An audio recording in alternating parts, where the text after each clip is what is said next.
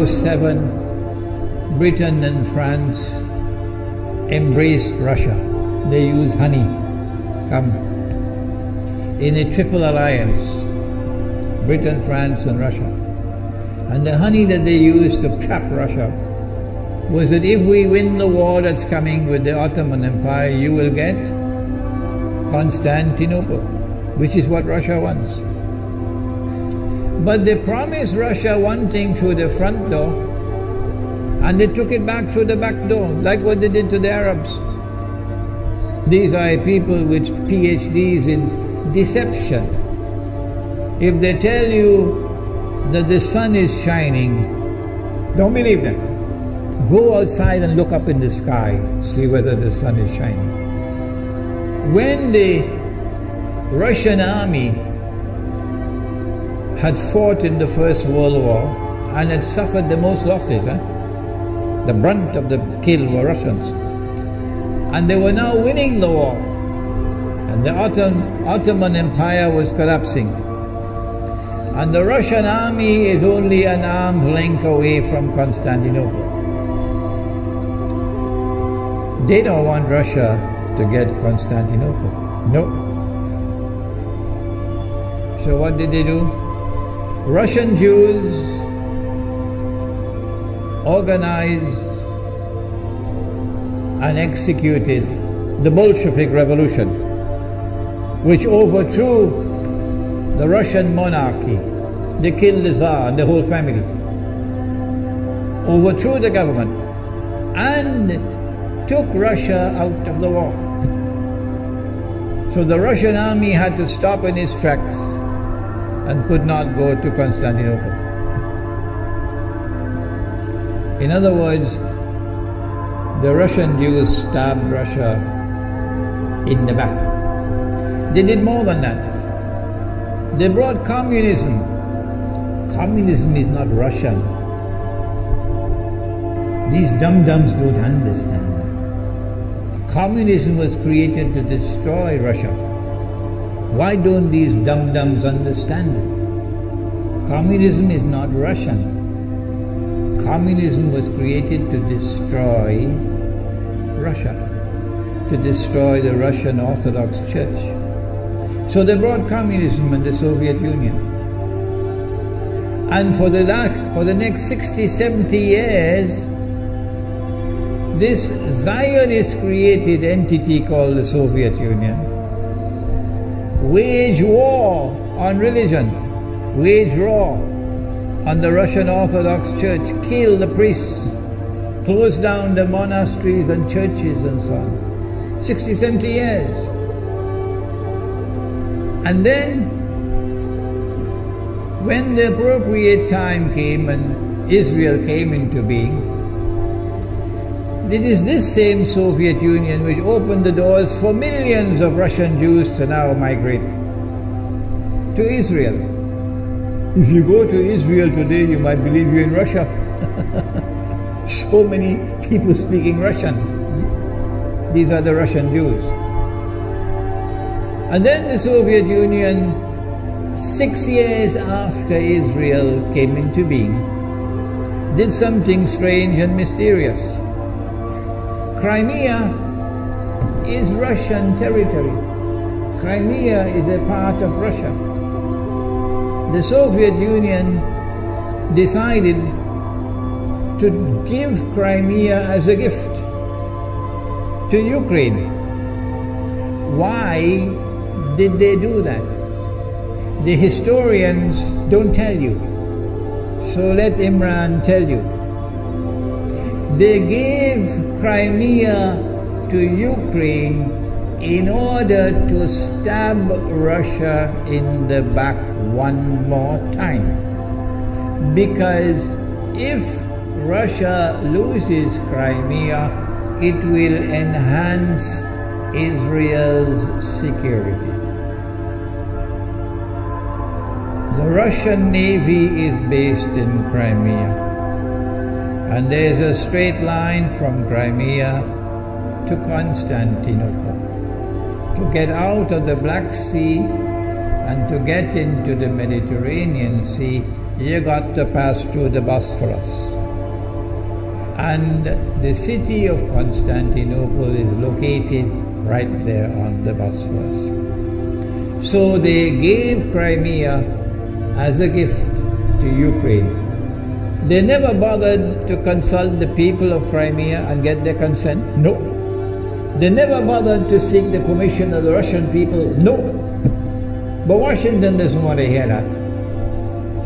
The foolish man who now sits in the White House of the United States, the foolish man who would like to pretend that he's a man of wisdom, he doesn't want to hear. But what are the rights of the Russian people? Were they not violated? Do they not have the right to correct Iran and recover the territory which was unjustly taken away from them on Israel's behalf? Obama doesn't want to hear that.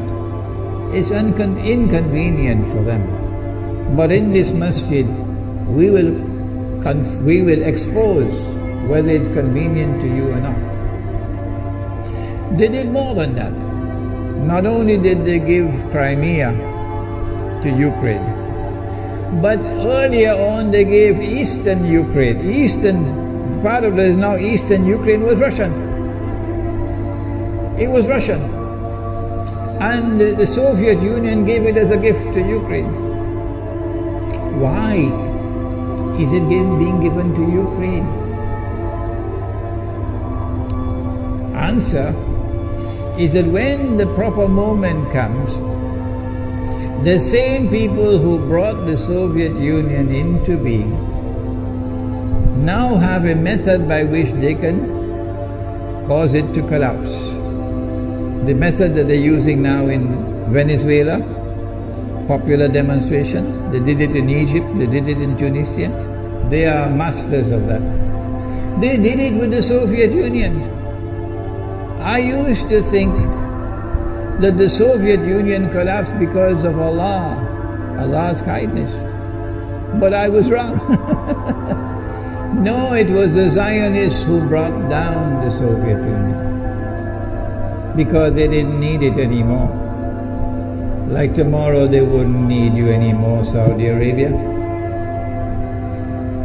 And they wouldn't need you anymore, Islamabad. When will you understand that? They'll just throw you to the dogs. You served them long enough. So they brought down the Soviet Union. Why? So that Ukraine might emerge as an independent state. That's danger for Russia. They've prepared the way. And now Ukraine emerges as an independent state. So the rope is around Russia's neck now.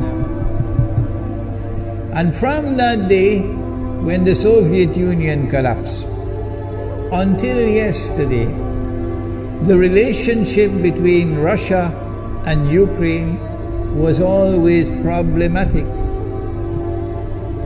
But the people of Ukraine still had the good sense and wisdom to appoint a government that was pro-Russian. The Zionists decided it's time for us to use our, the street demonstrations. And last October, November, December, the world witnessed Caracas all over again. And eventually, the Zionists got what they wanted. You have the money, and you can send in your special people, snipers who will kill, and so on, through petrol bombs and so on. And eventually they got what they wanted. They created enough havoc. And the president of Ukraine fled.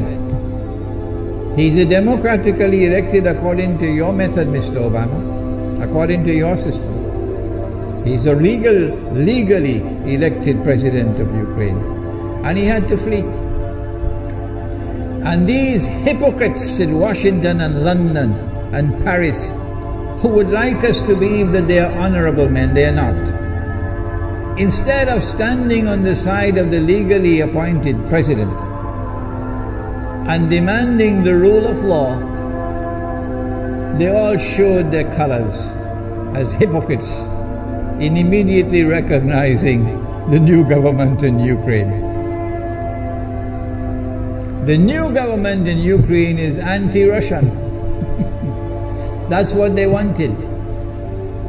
That's why they brought down the Soviet Union, to bring in a Ukraine into being as an independent state, and then to eventually get an anti-Russian government in Ukraine.